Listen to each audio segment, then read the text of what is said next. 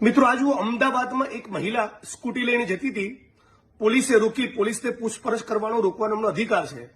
આ દરમિયાન બેને પૂછ્યું કે તમે કોણ છો? એટલે પોલીસ કર્મચારીએ કહ્યું આ મારું આઈ કાર્ડ.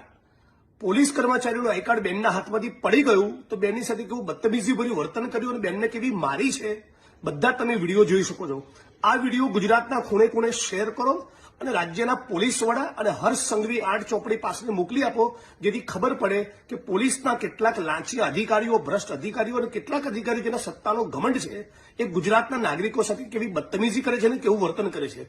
આપણે બધા સાથે મળીને માંગણી કરીએ કે આ પોલીસ કર્મચારીની સામે ગુનો દાખલ થવો જોઈએ અને જે પોલીસ સ્ટેશનના હદ વિસ્તારમાં ઘટના બની છે એ જ પોલીસ સ્ટેશનના લોકઅપમાં આ પોલીસ કર્મચારીને રાખવામાં આવે.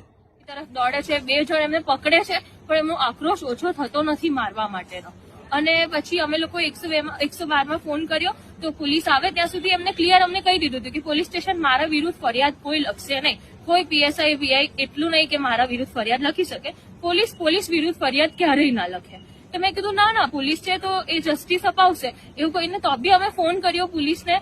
અમે અહીંયા આયા, અમે 6:30 પોણા 7 અહીંયા આયા છે, પણ હજી સુધી અમારી કોઈ ફરિયાદ લખાઈ નથી. પીઆઈ સાહેબ એવું કે છે, પીએસઆઈ સાહેબ બી ચોખ્ખી ના પાડી દીધી, એનો પણ વિડીયો છે, એમને ક્લિયર ના પાડી ક્રિશ્ચિયન સાહેબે કે અહીંયા હું ફરિયાદ નહીં લખી શકું પોલીસ વાળાની. અહીંયા પીઆઈ મેડમે મને એકલી બોલાવીને બી ખખડાઈ કે પોલીસ દિવસ રાત મહેનત કરતી હોય છે, તમે સમાધાન કરી લો. એમને બહુ જ ખખડાયું કે દિવસમાં એમને તમારા જેવા કેટલા લોકો મળે, ક્યારેક આવું થઈ જાય. આવું ચોખ્ખું એ બેને જોરથી લડીને પણ મને ખખડાયું. અને પછી અમે અત્યારે હારીને અહીંયા બહાર ઉભા છીએ કે અમે પોલીસ અમારી મદદ કરે.